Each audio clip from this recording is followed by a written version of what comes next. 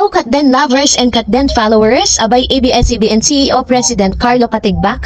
Meron pong napakagandang news para po sa Katden at sa Kim Pao. Today's video, sa kabila po ng hindi kagandahan na balita dito kay Mr. Alden Richards dahil sila po ay nagdadanamhati para sa pagpanaw ng kanyang lolo, ni Lolo Danny, ay kasabay nito ang sunod-sunod na mga good news na hinahatid para kay Alden Richards at sa kanyang on-screen partner na si Miss Catherine Bernardo. Kasi sa isang international news kung saan ay feature po si Sir Carlo Katigbak, ang Kim Pao, maging ang Katden, sabi po ng isang news from international news na inatid ng Variety. Sabi po dyan, Filipino media giant of ABS-CBN chart global course betting on universal appeal of love stories and family dramas. Exclusive.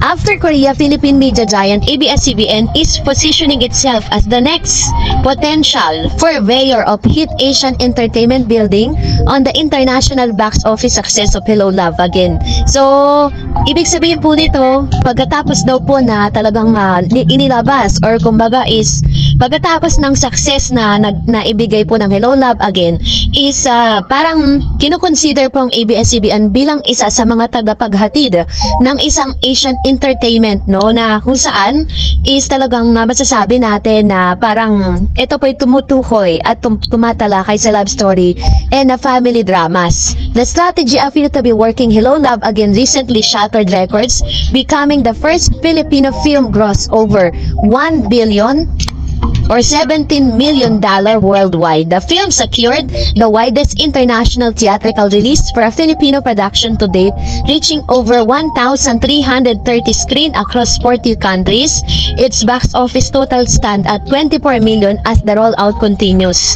So, kakaiba po yung naging effect ng movie ng Hello Love Again ni Catherine Bernardo and Alden Richards, and CEO President Carlo Katigbak is very proud dahil lang ABS-CBN po talaga ang siyang binibigyan ng honor. Parang medyo na hindi masyadong binabanggit yung GMA Pictures kasi 'di ba parang ang ABS-CBN and Star Cinema po ang talagang may meron pong sumulat nito, sila po yung nag-direct, maging ang director is coming from ABS-CBN. What we want to export or highlight to the rest of the world is what makes the Filipinos great as people, say Chris Glassman, head of ABS-CBN Film. We're very big on our love story. We're very proud of our love stories, and I think that's very good entryway for us to a global market. So, ito po isa napakalaking news kasi ito pong movie ng Hello Love Again ay talagang ipupush through pa, talagang ilalaban pa siya sa mas malaking audience, globally, sabi dyan. Sabi niya, we have to stay true to what makes us unique as culture, say Carlo Katigbak, President and CEO of ABS-CBN Corporation. The two things that have done very well for traditional have been romantic comedies and family stories, as the heart of Filipino culture is a very, very deep connection with the family. Also, Katigbak points to the themes in Hello Love Again as resonating with global audience. There's a unique storyline when you think about it for the Filipino to take care of their families here. They have fly out and take care of somebody else's family, notes, referencing the fact that 10% of the Filipino population works overseas. So talagang ang laki po ng naging impact nito sa lahat ng mga manonood, maging sa ibang mga lahi, Grabe po yung kanilang paghanga dito po sa pagganap ni Alden Richards at ni Miss Catherine Bernardo. So, isa lang po ito sa mga parang naglo-look forward si Sir Carlo Katigbak na mas marami pa pong gagawing proyekto si Catherine at si Alden Richards na kung saan ipapakilala po ang Philippine showbiz industry globally. So, kasi parang nabigyan ng napakagandang honor ang Philippine showbiz dahil po dito sa movie na ito, yung entry natin na talagang tumatak sa buong mundo, hindi lang sa Pilipinas. Kaya talagang nililook forward po ng mga ibang mga bansa na gagawa pa muli ng panibagong proyekto na may tema na katulad ng ginawa po ng Katden na Hello Love Again. Kaya naman, ito po yung pinakamagandang news na pumasok ngayon. Ganon din naman, nabanggit din po ang patungkol naman sa pagbibidahan nitong ng Kim Pao na My Love Will Make You Disappear this coming 2025. And nabanggit din po yung and the breadwinner is. So, yun po yung ilan sa mga hinangaan ng mga foreign countries kung paano po na-deliver ng maayos yung movies na ito. At the same time, is ilalaban pa siya globally para mas maraming audience po yung makakapture ng nasabing movie. So, congratulations Kat Den, Kim Pao, and Kim Isa. Dito po kay Vice Ganda dahil talaga namang usap-usapan po sila globally. So, dahil dito, we will look forward for another project with Kat Den. Medyo napapahinga lang po sila ngayon. And sabi nga ng ilang mga commentators natin na let's respect their privacy daw. Pero nanonood pa rin sila, diba? So, anyway, maraming salamat po. And for that, narito naman ang ilan sa mga commentary reaction po ninyo patungkol naman sa ating latest updates.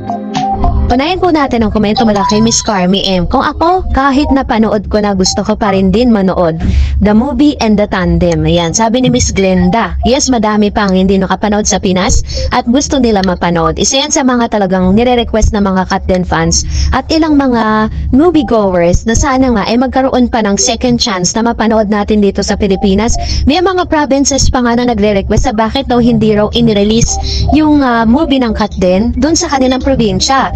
May mga nagko-comment dyan sa comment section natin na nire-request nila na sana nga is mapanood mulit ibalik sa sinihan kasi sila talaga yung pinaka-most requested.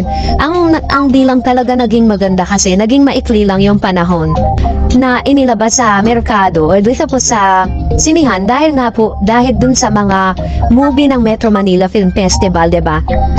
Sabi ni Ma'am Raquel, yes, simula na let ayuda sa Kat Den. Hashtag Team Panatag Kat Den. Sabi ni Ma'am Telma Panis, yes, ipalabas sa Valentine's Day. Ayan, alam niyo mas maganda siguro magkaroon talaga ng signature campaign tapos sa mga doon po sa Twitter or X sa dating Twitter, pwede po kayong mag-tweet doon na bring back Hello Love Again sa sinihan this coming Feb 14. Tapos itag niyo po ang ABS-CBN o kaya naman si Direk Cathy. Pag marami pong gumawa niya, sure ball yan, ilalabas muli yan. Sabi ni Miss Maria Fe Cuevas, sana mapanood ko ang movie na Hello Love Again kasi sa Pinas ako ngayon. Pag uwi ko sa Pinas, wala ng HLA. O diba? Tingnan si Miss Maria Fe. Diba parang eto lang yung chance niya na mapanood kaso wala na talaga. Sana nga happy naman tayong Kat Den forever. And sabi ni Mr. Ireneo, bonding time sa friend si Catherine Bernardo. Yan, sabi ni Ma'am Shinenia Timones, napanood namin pero bitin kami kasi gusto sana namin ulitin. Wait lang namin palabas sa Netflix. Medyo matatagalan pa talaga yan kasi may mga bansa pa. Susunod po kasing mapapanood po yung HLA sa Indonesia naman. Kasi tapos na po sa Taiwan yung movie time doon. Pang top 3 po sila sa lahat ng mga movie program na inilabas doon. And then sabi ni Ma'am Shelina, hello Miss Ares, thank you ulit. Positive man tingin ko talagang meron ng something ang Kat Den kasi pag magkatabi sila, pag hawak pa lang ni Alden sa bewang ni Kat, hahawakan naman niya yung daliri ni Alden. Pansinin niyo yun.